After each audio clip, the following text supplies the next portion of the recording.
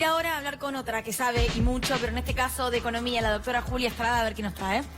Gracias, Luli. Así como Alejandro Dolina se refería a la herencia vinculada al endeudamiento externo, no solo Argentina tiene que pagar efectivamente a partir de 2020, sea cual sea el gobierno que venga, todo lo endeudado tanto con los acreedores privados como con los organismos multilaterales de crédito, FMI y Banco Mundial, sino que además las reservas están bajando a una velocidad muy vertiginosa. Estamos hablando al día 30 de mayo de 64.740 millones de dólares, que son las reservas que están en el Banco Central. Pero este es el valor reducido, altamente reducido, porque, si me acompañan con la placa que viene, desde el 9 de abril, desde que se produjo el último desembolso, el más grande de los desembolsos que quedaban del Fondo Monetario Internacional, las reservas han bajado en más de 12.000 millones de dólares. Si es posible, veamos la placa que viene, en donde tenemos el dato de pérdida de reservas, básicamente desde el 9 de abril hasta el día de hoy, 12.489 millones de dólares. Este es un dato de enorme preocupación, por varias razones. En primer lugar, porque gran parte de las reservas argentinas directamente tienen que ver con plata acumulada en el Banco Central producto del endeudamiento externo. Perder reservas, lo que significa, por un lado, es que sí, se está pagando deuda, pero por otro lado significa que se están perdiendo dólares que están acumulados en el Banco Central. Y es de alguna manera la fortaleza para defender el tipo de cambio. Las reservas son la última trinchera para defender el valor del peso, sobre todo considerando que se terminó flexibilizando la modalidad de intervención con el Fondo Monetario Internacional hace muy poco. Vamos a seguir con estos datos. 12.489 millones de dólares es lo que se perdió en materia de reservas, y el Banco Central además no termina de informar cuál es el factor de variación. A mí sí me llega la información, algún que otro periodista que la pide, pero no le informa al público. ¿Por qué? Vamos a explicar en las últimas columnas, tiene que ver también con los pagos al Club de París. Quiero meterme en el tema de la tasa, porque verdaderamente la tasa es lo que está haciendo que gran parte de las empresas terminen cerrando. No pueden sostener sus costos financieros. Lo que veíamos recién de Eitar no solo tiene que ver con la caída del consumo, sino también con la imposibilidad de financiar el capital de trabajo. La tasa LELIQ, que es la tasa que están recibiendo los bancos, está en 70%.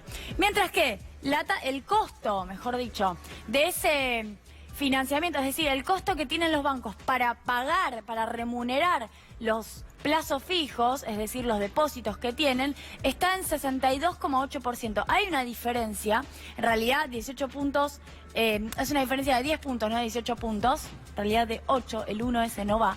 Y esa es la diferencia de la rentabilidad de los bancos. Los bancos están teniendo una rentabilidad que el gobierno intenta que sea menor. Esto hay que decirlo, lo ha intentado en estas oportunidades, que ese 72,8% suba, pero le está costando enormemente. Es decir, el spread bancario es la tasa, es la diferencia entre la tasa que reciben los bancos de la LELIQ del Banco Central y la que pagan los bancos a plazos fijos, al público, más el costo de los encajes. Ahora sí vamos a ir a la tasa ahora 12, 20%. Esto es lo que los bancos terminaron negociando junto con el gobierno. En realidad el gobierno les impuso, aunque de una manera claramente subsidiada. Y vemos ahí la enorme diferencia. Financiar al 20% hoy está totalmente fuera de los parámetros del costo de financiamiento en la Argentina. Y es lo que terminaron teniendo que hacer en un contexto en donde el financiamiento barato escasea. Vamos a seguir con estas placas. Ahí recién mostraba entonces el costo del financiamiento, que es verdaderamente importante. Miren esto, lo que se llama revolving. ¿Cuánto cuesta financiar el saldo de la tarjeta de crédito? Lo que tenés que financiar si hiciste solo el pago mínimo y no pagaste la totalidad. Estás hablando de un 75 a 150% de tasa de interés. Son tasas fenomenales. Hoy en día el sistema financiero, por fuera de lo que son los parámetros de los créditos productivos, si se quiere, está teniendo niveles de tasa que te matan. Si vos no podés pagar el 100% de la tarjeta de crédito, terminás teniendo una tasa de estos dígitos, claramente elevadísima. Vamos a seguir ahora con lo último que tiene que ver con el Club de París. Me parece importante recordar esta cuestión. Hubo idas y vueltas respecto de qué hizo el gobierno con el Club de París. ¿Pagó o no pagó? El gobierno salió con una comunicación el día de ayer diciendo que había cancelado la deuda con el Club de París. Pero en realidad sobre la deuda total renegociada, que fue Axel Kicillof el que lo hizo en 2014, de 9.600 millones de dólares, el gobierno va a dejar para que el gobierno que venga lo haga, pague 1.900 millones de dólares. Esta es la deuda que va a quedar hacia adelante. ¿Esto estaba planificado de esta manera? No, no necesariamente. La idea era terminar de pagar el Club de París en 5 años. Se podía extender de 5 a 7 años. Y lo que el gobierno hizo. ¿Qué hizo el gobierno?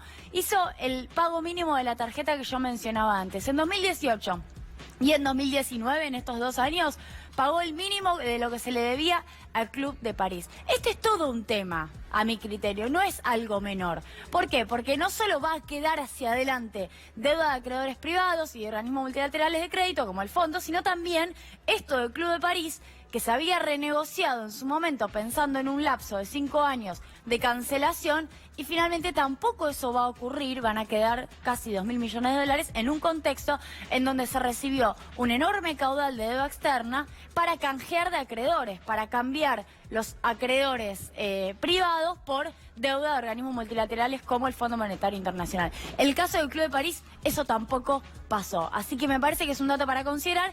Y por último, el gobierno argumenta, y nos pide a muchos periodistas que lo digamos de esta manera, que gran parte de la caída de las reservas de este último tiempo, estos 12.000 millones de dólares, tienen que ver con el pago del Club de París, que sin embargo no termina de cancelarse en este 2019.